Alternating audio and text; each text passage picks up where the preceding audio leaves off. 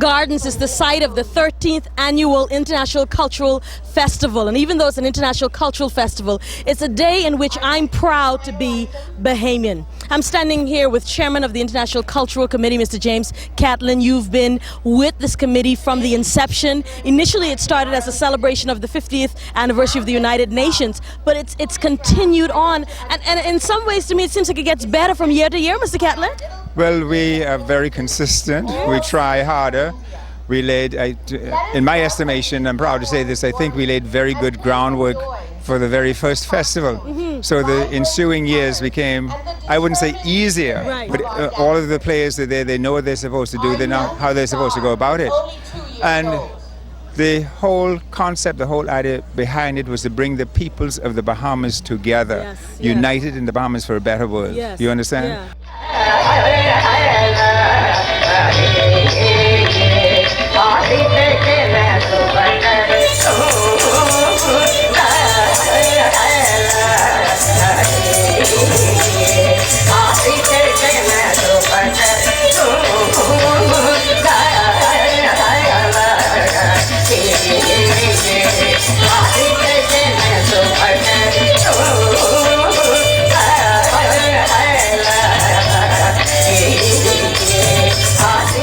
It is a pleasure on behalf of our government and my colleagues to invite you to enjoy the festivities and now to declare the ceremonies officially open. Thank you.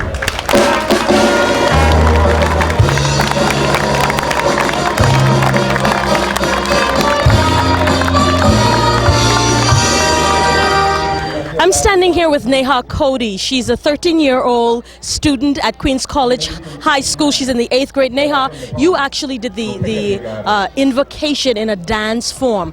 Where did you learn to do that? Well, when I was 10, I went back to India for summer vacation, and my parents got me to learn dance called Bharatanatyam in a school, in an institution, and I just learned there in 6 weeks, learned a couple of dances. You learned that in 6 weeks, and so how long did it take you to actually prepare for the dance you did this afternoon? Well, for this one, I've been preparing since the 1st of October, since I first heard about when it's going to be. Okay. Hi, how are you? Can we talk with you? Tell me your name. I'm Shanti Cody. Right. Neha explained to me that when she was 10, you all arranged for her, you all went back home for a vacation and arranged for her. Arranged for a dance for her, but she took 5 weeks course and she was so interested. She picked up so far. She has born skills. I'm in the African village at the 13th Annual International Cultural Festival. I'm dancing to a little bit of a Bahamian music.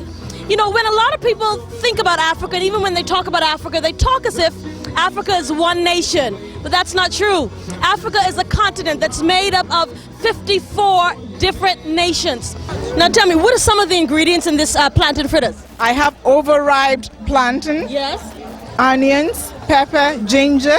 Do you serve it with a sauce or you eat it just like that? With bean stew. With bean stew? Black eye beans. What? Black eye beans. So do you put them in the stew or you serve them on the side? On the side. Wow. Now I want you to tell us something about Ghana that we wouldn't know normally. I mean, tell me a little bit about your country. Ghana, one thing I can tell you, the people are so friendly. Wow. I can tell you that. You need to visit Ghana. Yes. They are so hospitable.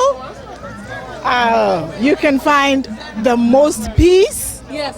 That's the most peaceful country on the West Coast. I can assure you of that. Now you live here in the Bahamas? Yes, I do. And how long have you lived here? For almost 7 years. Almost now. 7 years. What brought you here? Actually, my husband, he's from Ghana, but he's been living here for over 20 years. Wow, wonderful. All right, you got some more? The College of the Bahamas. Okay. Yes.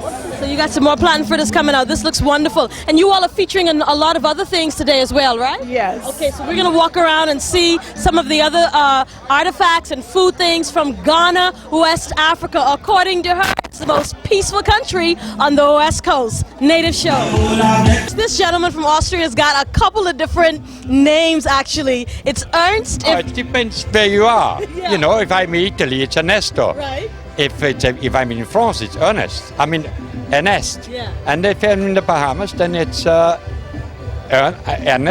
or Ernest or Ernie. and in German is Ernst. Ernst. Okay. So what are you cooking up? I see some nice fat sausages. Knackwurst in Knackwurst. German. In English you would say Knockwurst. Yeah. Sauerkraut. Austrian potato salad. It's a little bit healthier than our potato salad here. Okay. It's only done with potatoes, a little bit bacon in there, a little bit onion in there, and vinegar. We are known for coffee. You go to Vienna in a coffee house and you sit down, you have about 28, 30 different coffees. And then I have 3 Austrian beers and I have Austrian white wine and red wine. Okay. Now, all right. Thanks so much for talking to us, Thank you. Ernst, Ernest, Ernie, all of those names. And anybody from the Bahamas who need information about Austria, Yes. please look in the blue pages under the diplomatic corps, look under the Austrian consulate, and give me a call. All right. We'd love to do that. Anytime when you want to have any information about Austria, I'm here for it. Wow. Thank you so much. Thank you very much. All right. Thank you. Native Show.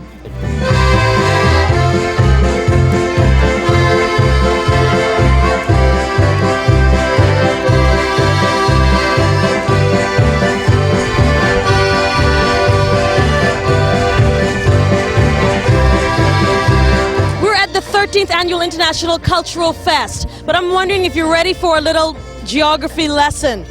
The country of Burma is actually the largest country by land area in Southeast Asia. Now get this, Burma is actually bordered by 5 Asian countries. To the north by China, to the east by Laos, to the southeast by Thailand, and then there's some coastal property on the water, and then by the west it's bordered by Bangladesh, and then India up at the northwest. And so we just want to find out a little bit about whether or not the culture of Burma is actually more influenced by China or by India. What is this? We're serving lo mein, and then we have barbecue chicken and egg rolls and fried rice. All right. Now, most of the culture of Burma, is it more Chinese, more Indian? Which one? It looks like similar to Chinese also. Yeah, they are Buddhist, yes.